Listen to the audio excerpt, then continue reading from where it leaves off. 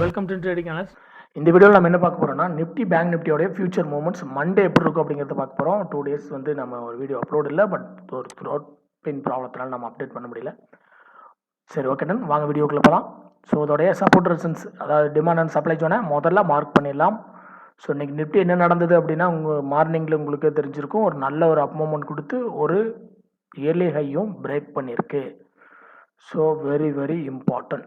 சரி, okay done. இந்த இயர்லிகை நம்ம இந்த இடத்துல வந்து முதல்ல ட்ரா பண்ணியிருந்தோம்.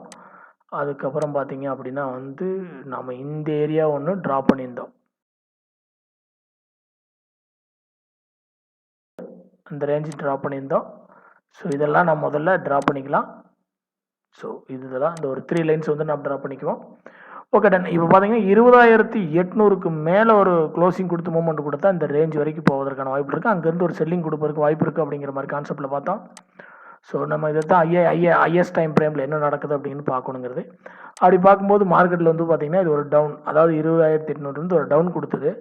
பட் அந்த டவுன் பார்த்திங்கன்னா 20,500க்கு கீழே 21,500க்கு கீழே இது டவுன் பண்ணி ரீடெஸ்ட் பண்ணி இறங்கியிருந்தால் இது வந்து ஃபர்தராக மறுபடியும் டவுனாக இருக்குது வாய்ப்பு இருந்திருக்கும்.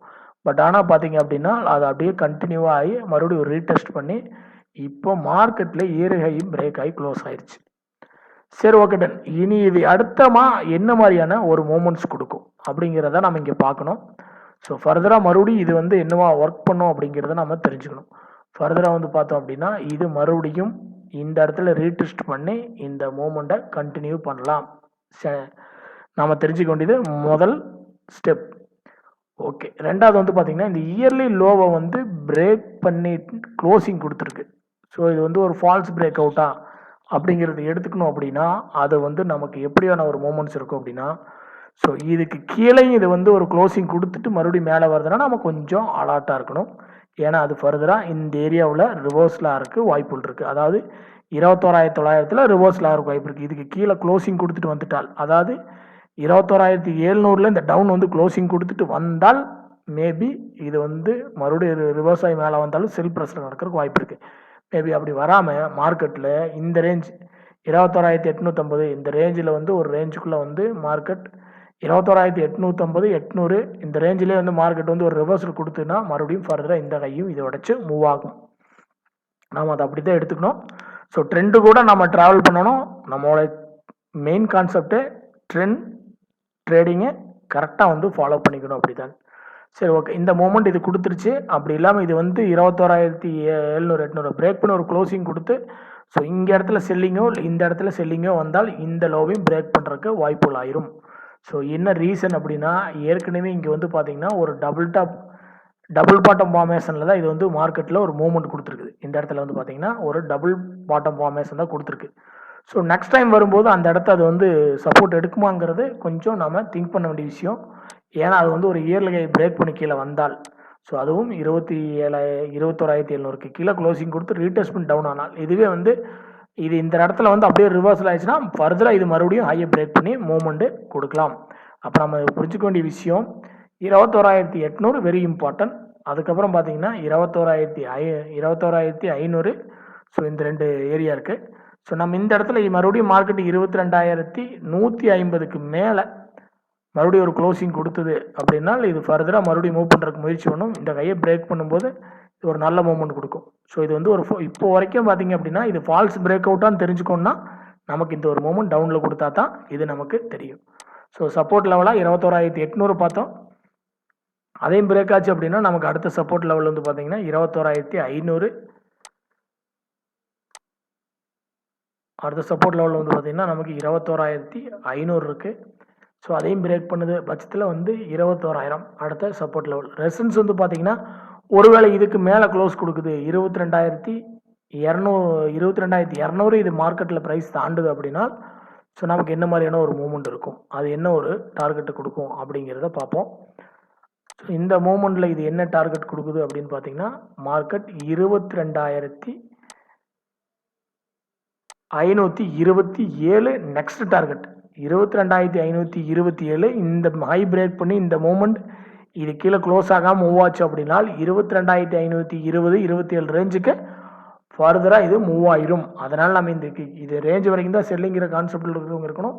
மறுபடியும் இது மூவ் ஆகுதுன்னா அலர்ட் ஆகிக்கணும். ஸோ இது வந்து நிஃப்டிக்கானது. இதில் வந்து ஆப்ஷன் செயின் அனாலிசிஸ் பார்த்துருவோம். ஸோ நிஃப்டிக்கான 8 அதாவது பிப்ரவரி 8 வீக்லி ஆப்ஷன் செயின் அனாலிசிஸில் நம்ம பார்க்க வேண்டிய மெயின் கான்செப்ட் 22,000 ஒரு கால் ரைட்டிங் நல்லா நடந்திருக்குது. 22,100 22,200 இந்த ரேஞ்ச் எல்லாம் கால் ரேட்டிங் நல்லா ஹெவியாக கொடுத்துருக்குறாங்க புட் ரேட்டிங்குக்கு நியர்பை காட்டிலும். ஸோ அதே நேரத்தில் நாங்களும் வந்து விட மாட்டோங்கிற மாதிரி 21,700 21,800 புட் ரேட்டிங் இருக்குது. இப்போ மார்க்கெட் வந்து 21,800 இந்த ரேஞ்சுக்குள்ளே வந்து 21,800 டு 22,000 இந்த இடத்துல வந்து ஒரு மூவ்மெண்ட்டில் ஸ்ட்ரகிளாக இருக்குது, வாய்ப்புகள் இருக்குது. நம்ம தெரிஞ்சுக்க வேண்டியது 21,800 கீழே க்ளோசிங் கொடுத்து அது மூவ் ஆகுதுனால அந்த மூவ்மெண்ட் வேறு. 22,000 தாண்டுது அப்படின்னா அந்த இடத்துல அலர்ட்டாக இருக்கணும். 22,000 தாண்டின் மேலேயே ஒரு ட்ரேடிங் நடந்துட்டு இருந்தாலே நமக்கு வந்து அது வந்து மறுபடியும் புல்லிஸ்க்கான மூவ்மெண்ட்டாக திரும்புறதுக்கு வாய்ப்பு இருக்குது. கைக்கு மேலே 22,200 தாண்டாச்சுன்னா அடுத்து வந்து பார்த்திங்கன்னா அது ஒரு நல்ல அப் மூவ்மெண்ட் கொடுக்குறதுக்கு வாய்ப்பு இருக்குது. ஸோ இந்த லெவல்ஸ் எல்லாம் நம்ம மைண்டில் ஸ்டோர் பண்ணிக்கணும். 22,000 21,800 ரெண்டையும். சரி, இப்போ நம்ம பார்த்தது வந்து பார்த்திங்கன்னா நிஃப்டிக்கு பார்த்தோம். ஸோ நிஃப்டிக்கு வந்து ஒரு 3 லெவல்ஸ் தான் ட்ரா பண்ணியிருந்தோம். அதுக்கு இந்த லெவலில் எப்படி ட்ரேட் ஆகும் நிஃப்டி ஃபியூச்சர் பார்த்தோம். அடுத்து பேங்க் நிஃப்டி ஃபியூச்சரை பார்த்துருவோம். ஸோ பேங்க் நிஃப்டி ஃபியூச்சர் நம்மளுடைய வீடியோவை கண்டினியூவாக பார்த்துட்டு இருக்கிறவங்களுக்கு தெரியும். ஸோ எப்படியான ஒரு எந்த ஏரியாவில் அதிக ரிவர்சல் இருக்கும் அப்படிங்கிறத நம்ம சொல்லியிருக்கோம். ஸோ நம்ம தொடக்கத்திலிருந்து நம்ம சொல்லிட்டு வந்த விஷயங்கள் வந்து 2 விஷயங்கள். ஒன்று வந்து 46,000 டு 46,500 ஒரு ரிவர்சல் இருக்கும் அப்படிங்கிறத நம்ம இந்த இடத்துல உறுதிப்படுத்தியிருந்தோம். ஸோ இந்த இடத்துல இருந்து ஒரு ரிவர்சல் இருக்குன்னு ஒரு டைம் டச் ஆகி ஒரு ரிவர்சல் கொடுத்துருச்சு. செகண்ட் டைம் வந்து இதை டச் ஆகி அது ரேஞ்சிலேயே ட்ரேட் ஆகிட்டு இருந்து. ஸோ 1 டே அதுலேயே ட்ரேட் ஆகி அது க்ளோஸ் கொடுத்து இன்றைக்கி வந்து பார்த்திங்கன்னா ஃப்ரைடே மார்க்கெட்டில் அதுக்கு மேலே ஒரு அப் மூவ்மெண்ட் கொடுத்தது. பட் அதுக்கு மேலேயே ஒரு மூவ் ஆகி டவுன் ஆயிடுச்சு. ஏன் இந்த இடத்துல டவுன் ஆகுது அப்படின்னா ரெசன்ஸ் இருக்குது அப்படிங்கிறத நம்ம உறுதிப்படுத்தியிருந்தோம். ஸோ அந்த லெவலில் வந்து பார்த்திங்கன்னா 47,000 47,100 47,000 47,200 இந்த இடத்துல ஒரு ரெசன்ஸ் இருக்குது. இங்கேருந்து மார்க்கெட் ரிவர்சலாக இருக்கான வாய்ப்புகள் இருக்குதுன்னு நம்ம ப்ரீவியஸ் வீடியோவில் நம்ம கண்டினியூவாக சொல்லியிருந்தோம். இங்கேருந்து ரிவர்சல் ஆகலாம். இது இங்கேருந்து ரிவர்சல் ஆச்சு அப்படின்னா ஸோ ஃபர்தராக இது வந்து இந்த 46,500 வந்து இதுக்கு மேலே உடனே ரிவர்சல் ஆயிடுச்சுன்னா ஓகே. அப்படி இல்லைன்னா இது இந்த ஏரியாவை தொடும். ஸோ இந்த ஏரியா நம்ம அலர்ட்டாக இருக்க வேண்டிய ஏரியா. ஏன்னா ப்ரைஸ் மறுபடியும் இந்த இடத்துக்கு வருது. ஏற்கனவே ஒரு 3 டைம்ஸ் வந்து ஏற்கனவே வந்து ரிவர்சல் மூவ்மெண்ட் கொடுத்து இந்த தடவை கொடுக்குமாங்கிறது டவுட் ஆயிரும். அதனால் ப்ரைஸ் இங்கிருந்தே இந்த ரேஞ்சு 46,000 பிரேக் ஆகி கீழே போகாமே திரும்பிடுச்சு அப்படின்னா இது ஃபர்தராக இந்த ஐக்கு வரலாம். ஒரு வேளை அப்படி இல்லை அப்படின்னா இது 45,500 ஃபஸ்ட்டு சப்போர்ட் லெவல்.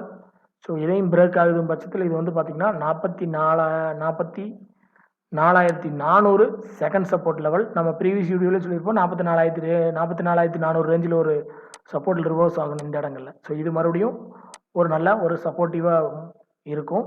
பட் இந்த இடத்துல ரிவர்சல் கிடைக்குமான்னா கொஞ்சம் வாய்ப்புகள் ரொம்ப ரொம்ப குறைவு. ஸோ இது அடுத்ததாக ஃபர்தராக இருக்கிற அடுத்த சப்போர்ட் தான் இது எடுக்க ஆரம்பிக்கும். ஸோ அதனால் 44,400 வந்தாலும் நம்ம வெயிட் பண்ணி தான் ட்ரேட் பண்ணணும்.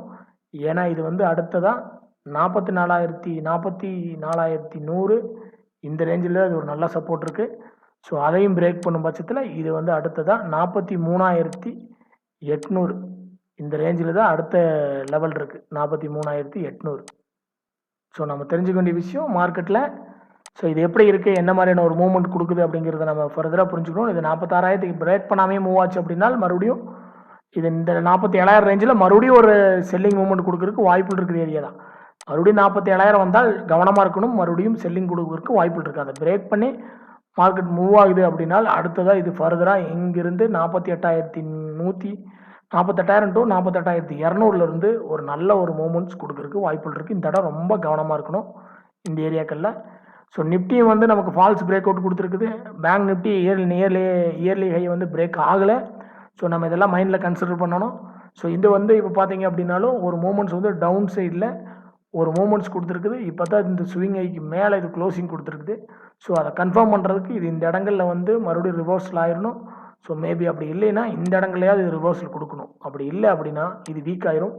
ஸோ இந்த இடங்களில் ரிவர்சல் கொடுத்துட்டா இது இந்த ரேஞ்ச் வரைக்கும் இது மூவ் ஆகிறதுக்கு வாய்ப்பு இருக்குது. ஏன்னா இந்த இடத்துல வந்து பார்த்திங்கன்னா ஒரு கேப் இருக்குது. ஸோ நம்ம அதை இந்த ஃபில் பண்ணி இங்கிருந்து மார்க்கெட் டவுன் ஆகிறதுக்கு பாசிபிலிட்டி ஆயிரும். அதே நேரத்தில் நம்ம நிஃப்டியும் என்ன மாதிரியான ஒரு மூவ்மெண்ட் இருக்கணும். வேர்ல்டு மார்க்கெட்டாக பார்த்தோம் அப்படின்னா ஸோ இது பேங்க் நிஃப்டி பார்த்துட்டு அதோட ஆப்ஷன் சேனல் பண அனாலிசிஸ் பார்த்துட்டு அதுக்கப்புறம் நம்ம வேர்ல்டு மார்க்கெட் பார்ப்போம்.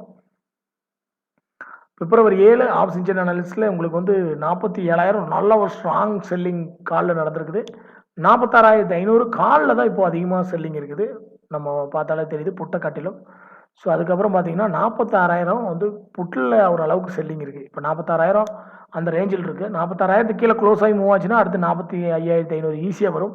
ஸோ அதுக்கும் கீழேயும் பிரேக் ஆச்சு அப்படின்னா அது வந்து ஃபர்தராக 45,000 சாலிடாக 45,100 அந்த ரேஞ்ச் வரைக்கும் டவுன் ஆகிறதுக்கு வாய்ப்பு இருக்குது. அப்போ 46,000 very very important. Closing 1 hour க்ளோசிங்கை கவனமாக பார்க்கணும். அது க்ளோஸ் ஆனாலும் மறுபடியும் அது பிரேக் பண்ணணும், மறுபடியும் க்ளோஸ் ஆகாமல் இருக்கணும் மேலே. ஸோ மேலே எபோவாக பார்த்தோம்னா 46,500 கால் ரேட்டிங் அதிகமாக இருக்குது, 47,000. ஸோ இந்த வீக் வந்து இந்த ரேஞ்சுக்குள்ளே மார்க்கெட்டை முடிப்பதற்கான வாய்ப்புகள் அதிகமாக இருக்கிறத தான் நம்ம எடுத்துக்கணும். சரி, அடுத்தது வேர்ல்டு மார்க்கெட்டை பற்றி பார்ப்போம். ஓவராலாக பார்த்தோம் அப்படின்னா வந்து டவ் ஜோன் கண்டினியூவாக வந்து அப் மூவ்மெண்ட்டில் தான் இருக்குது, பெரிய லெவலில் இது டவுன் ஆகலை. அதே நேரத்தில் யூரோப்பியன் மார்க்கெட்டும் நல்லா அப் மூவ்மெண்ட்டில் தான் இருக்குது. ஏசியன் மார்க்கெட் மட்டும்தான் டவுனில் இருக்குது, அது இன்க்ளூடிங் நம்ம மார்க்கெட்டும் கூட. ஸோ நம்ம திங்க் பண்ண வேண்டியது யூரோப்பியன் மார்க்கெட் ப்ளஸில் இருக்குது, அமெரிக்கன் மார்க்கெட்டும் இப்போ வரைக்கும் ப்ளஸில் கண்டினியூவாக ப்ளஸ் ஆகிட்டே போது, பெரிய செல்லிங் ப்ரெஷர் வரல. ஸோ அதனால் நம்மளும் நிஃப்டி செல் ஆயிடுச்சு, ஐயில் போய் ஃபால்ஸ் பிரேக் அவுட் கொடுத்துச்சுன்னு பெரிய செல்லிங் போகக்கூடாது. ஸோ நம்ம சொன்ன ரிவர்ஸில் ஆனால் ஃபஸ்ட்டு பை அட்டம்ப்டை க்ரியேட் பண்ணுறது பெட்டராக இருக்கும். செகண்ட் வேணால் நம்ம செல்லிங்கான மூவ்மெண்ட்டை பற்றி யோசிக்கலாம்.